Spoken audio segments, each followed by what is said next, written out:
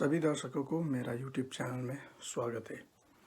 आज इस वीडियो में मैं चर्चा करने जा रहा हूँ नारद मुनि से संबंधित कुछ रोचक तथ्य के बारे में। वीडियो शुरू करने से पहले आपको मैं बता दूं कि अगर आप इस चैनल में नए हैं तो इस चैनल में आपको हर सप्ताह में एक बार सनातन हिंदू वैदिक धर्म से संबंधित नए वीडियो मिलता है। आपने अभी तक चैनल को सब्सक्राइब नहीं किया है तो कृपया चैनल को सब्सक्राइब करें। नारद मुनि हिंदू शास्त्रों के अनुसार ब्रह्मा के मानस पुत्रों में से एक माना गया है। ये भगवान विष्णु के अनन्य भक्तों में से एक है। ये स्वयं वैष्णव है और वैष्णवों के परमाचार्य तथा मार्गदर्शक है। ये प्रत्येक युग में भगवान की भक्ति और उनकी महिमा का विस्तार करने के लिए लोक कल्याणार्थ सदा सर्वदा सर्वत्र विचरण किया करते हैं। भक्ति तथा संकीर्तन के ये आदि आचार्य है। इनकी वीणा भगवान जब महती के नाम से विख्यात है। उससे नारायण नारायण की ध्वनि निकलती रहती है। इनकी गति अव्याहत है। ये ब्रह्म मुहूर्त में सभी जीवों की गति देखते हैं और अजर अमर है। भगवत भक्ति की स्थापना तथा प्रचार के लिए ही इनका आविर्भाव हुआ है। इन्होंने कठिन तपस्या से देवर्षि का पद प्राप्त किया है। देवर्षि नारद धर्म के प्रचार तथा लोक कल्याण के हेतु सदैव प्रयत्नशील रहते हैं। इसी कारण से सभी युगों में, सब लोगों में, समस्त विद्याओं में, समाज के सभी वर्गों में नारद जी का सदा से प्रवेश रहा है। मात्र देवताओं ने ही नहीं वरन दानवों ने भी उन्हें सदैव आदर किया है। समय समय पर सभी ने नारद मुनि से परामर्श लिया है। नारद जी पूर्व जन्म में गंधर्वों के राजा चित्ररथ के यहाँ पैदा हुए थे। इनकी बहुत ऐश और समृद्धि थी, जैसे कि हर गंधर्व का होता है।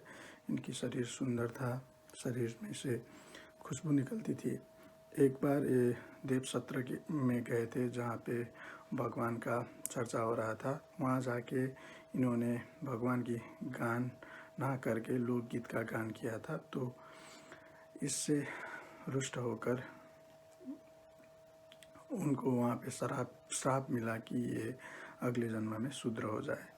तो अगले जन्म में नारद जी का जन्म एक दासी के यहाँ दासी पुत्र के रूप में हुआ।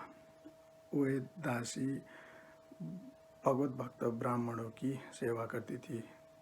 इससे नारद जी को उस जन्म में बचपन से ही संतों की सेवा मिली। वे उन संतों के जूठन खा के भगवान की आराधना करते थे, जिससे कि उनका अंतःकरण शुद्ध हुआ। कुछ समय के बाद इनकी माता का देहांत हो गया सांप के डसने के कारण।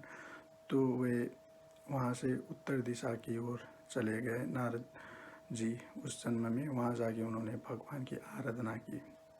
भगवान ने इनको एक झलक दर्शन दे दिया और उसके बाद लुप्त हो गए। तो बाद में आकाशवाणी हुआ कि तुमको मैंने एक बार जो दर्शन दिया है, इससे तुम्हारे मन में मुझे पाने की लालसा और ज़्यादा तीव्र होगी, तो मैं अगले जन्म में तुम्हें प्राप्त हो जाऊंगा। तब जब नारद जी ने उस जन्म में अपना शरीर त्यागा तो दूसरी जन्म में उनको भगवत पार्षद के रूप में नारद मुनि का प्रादुर्भाव हुआ।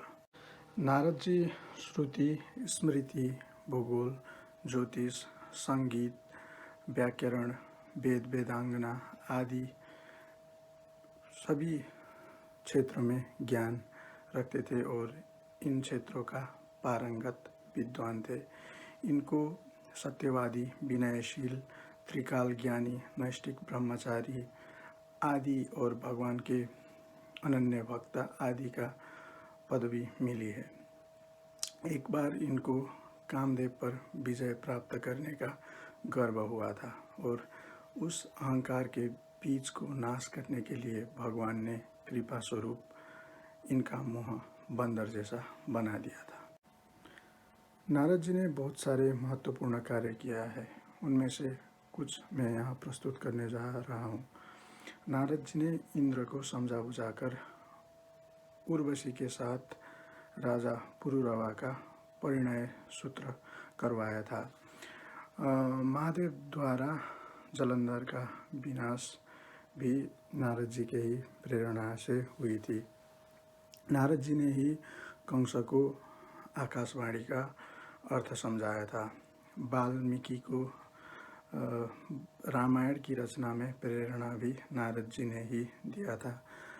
उसी तरह भगवान वेद व्यास को भागवत की रचना करने के लिए प्रेरणा भी नारद जी से ही मिली थी।